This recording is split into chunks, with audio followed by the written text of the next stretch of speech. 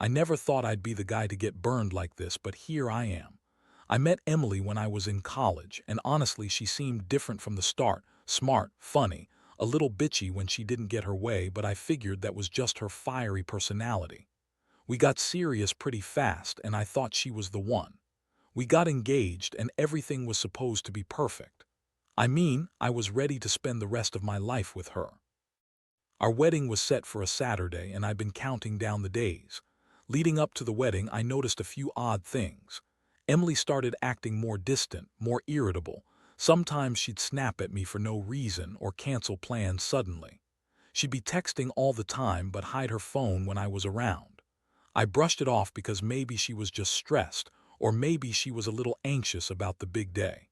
But deep down, I felt something was off. There's a gut feeling you get when something's not right, and mine was screaming at me. The night before the wedding, I decided to do a little check, nothing crazy, just a quick peek. I had access to her phone because she left it on the kitchen table when she went to the bathroom. I saw a message thread pop up, and what I read was like a punch to the stomach. It was from her best man, Jake. The messages were flirty, suggestive, and there was one that said something like, "Can't wait to see you tonight. I've got plans for us." It wasn't just innocent banter. She was clearly planning to see him, and the way she was talking, it was obvious she wanted more than just a friendship. I froze. My heart raced. I read through more messages, more than I should have, because I couldn't believe what I was seeing. They'd been texting for weeks, maybe longer. The worst part, they had a whole conversation about how her fiancé, me, was boring and not enough for her. Jake told her about some late-night hookup he'd had, and she responded by saying she was feeling so alive when she was texting him. I saw pictures, too, hidden in the gallery, just some goofy photos of her and Jake in a bar, smiling close. I felt sick. I stayed up all night replaying everything. Every moment I thought I knew her, every memory I had. Was I ever truly loved?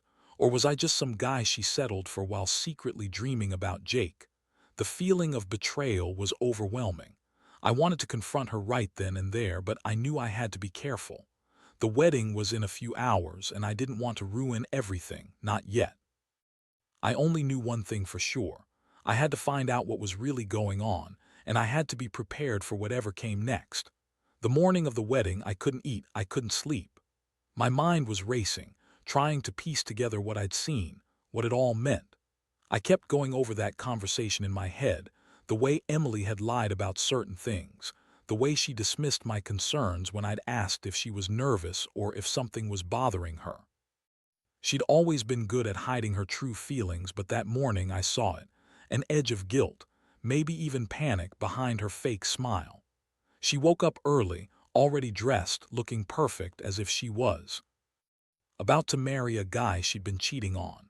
I remember her looking at me in that mirror, her eyes a little too bright, her lips curled into that bitchy smirk she used when she thought she was in control. She asked if I was ready, if I was nervous, and I told her I was just excited. Inside, I was anything but. I was broken, angry, and confused. I didn't know if I could go through with it anymore. As the wedding approached, I kept trying to find a way to tell her I knew what she did, but I didn't want to do it in front of everyone. I knew if I confronted her now, she'd have some quick lie ready, some excuse that would make me look crazy, or worse, make me feel guilty for even suspecting her. But I couldn't ignore what I'd seen. Every time I looked at her, I felt like I was staring at a stranger. How could I marry someone I didn't trust? How could she look me in the eyes and lie so effortlessly? The wedding venue was beautiful, all decorated with flowers, people smiling, families gathering around. I went through the motions trying to act normal, but my mind was elsewhere. Then, right before she was about to walk down the aisle, I saw her glance at her phone again. That was it. Something snapped. I decided I had to find out the truth, no matter what the cost. I waited until she was in the bathroom, then I slipped into her purse and found her phone. I unlocked it. She'd forgotten to lock it, probably feeling safe, thinking I'd never find out. What I saw next made my stomach turn even more. She'd been texting Jake just moments earlier, right before she was supposed to say "I do." More messages, more lies. She told him she was ready for tonight, and he replied with a heart emoji. I read them all. I felt the last bit of my trust shatter into pieces. How could she do this? How could she lie to me, pretend to be the perfect wife, and then plan to cheat with my best man? I was trembling, furious, humiliated. I wanted to tear her phone apart, to scream at her, but in that moment I just felt numb. The ceremony started and I stood there, pretending to be happy, pretending everything was fine. Inside, I was dying. I couldn't look at her without feeling that burning betrayal. When she walked down the aisle, her perfect dress hiding the lies, I realized I was marrying a stranger, someone I thought I loved but who secretly hated me, or at least didn't care enough to be honest. I kept the phone hidden in my pocket all through the vows, all through the I do, feeling like I was in a nightmare. At that moment, I knew I had to decide what to do next because this wasn't going away. The truth was out and I could feel it tearing me apart. The reception was no better. I was supposed to be celebrating, but all I could do was sit there, pretending to smile while my mind replayed everything I had uncovered. Emily was acting like the perfect bride, smiling, laughing, throwing her head back like she was on cloud nine. But I knew better. I saw the way her eyes flickered when she thought I wasn't looking, the way she subtly avoided certain questions, and the way she kept texting on her phone, even during my toast. After everyone left the dance floor, I told her I needed to talk. The look she gave me was pure bitchy indifference, like I was an annoyance she'd rather ignore. I pulled her aside, away from everyone, and that's when I confronted her. I told her I knew about Jake, about the messages, about everything. Her face twisted into a sneer and she started with her usual lies. "Oh, come on, Daniel. You're overthinking this. Jake's just my best man, my friend. There's nothing going on, you're just paranoid," she said, rolling her eyes like I was some jealous fool. She leaned in close, her voice low but full of that bitchy edge. "You really think I'd cheat on you after all we've been through? You're so insecure." I felt my blood boil. I looked her straight in the eyes and told her I wasn't stupid, that I'd seen enough to know she'd been lying the entire time. Her face went pale for a second, then she snapped back with a bitter laugh. "You're messing with the wrong girl, Daniel. All I want is to be happy, and if that means messing around with Jake, so what? Maybe you're just too dull for me." That's when I realized her entire attitude had been like that from the start. She didn't respect me, didn't love me. She was just using me for the stability, for the status, maybe even for the money. She lied about everything. I felt the sting of betrayal so sharp I thought I might cry or scream. Instead, I told her to get lost, that I wanted her out of my life. Her smirk deepened and she said, "Fine, do what you want. But don't come crying when you find out I was never really yours anyway." I watched her walk away, mingling back into the crowd, her high heels clicking on the floor. I stood there, feeling like a complete idiot. How could I have been so blind? How did I miss all of this? I had loved her, trusted her, believed she'd never do something so cheap and disgusting. And yet here I was, realizing I married a woman who had been cheating on me with my best man right before our wedding. The shame, the anger, the sadness, it all hit me at once and I just wanted to disappear. I didn't know what I'd do next, but I knew my life was changed forever. The days after the wedding felt like hell. I couldn't sleep, couldn't eat, and I kept replaying everything I'd found out. The betrayal burned deep, knowing Emily had lied, cheated, and planned to cheat on me with Jake, the guy I trusted most in the world. It was like my entire foundation had been ripped out from under me. I'd been naive, I guess. I always thought she was a bitchy, stubborn woman, but I never thought she'd be this cold, this manipulative. I tried to confront her again, but she stonewalled me every time. She'd lie about where she'd been, who she was texting, and what she really wanted. She'd look me dead in the eyes and swear she loved me, that I was the only one, that Jake was just being stupid, or that those messages were a joke. I didn't believe her for a second. Something about her tone, her attitude, like she was just toying with me, enjoying the power she had over my emotions. I knew she was lying. I saw it in her eyes, that bitchy sneer that told me she didn't care. One night I decided I'd had enough of her lies. I set up a little trap.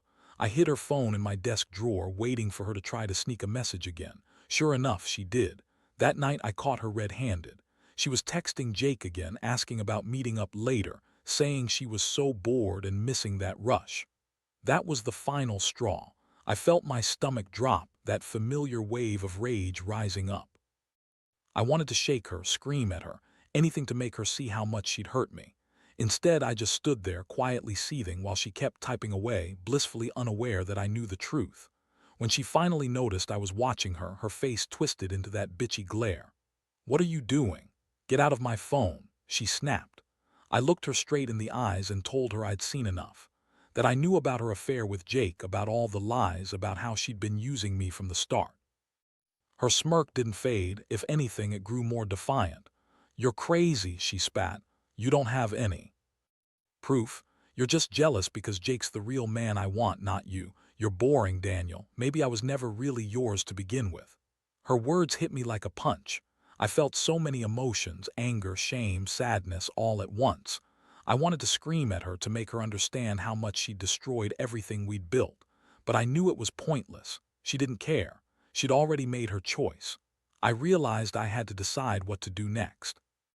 I couldn't keep pretending everything was okay. I couldn't keep lying to myself that she loved me, so I made a plan. I was going to leave her, pack my things, and get out of that house. I deserved better than this. I deserved someone who actually loved me, who didn't lie and cheat behind my back. The pain was overwhelming, but I knew I had to do it. I had to reclaim my life from the wreckage she left behind. The decision to leave wasn't easy, but deep down, I knew it was the only way. I couldn't keep living in this illusion of a marriage built on lies and betrayal.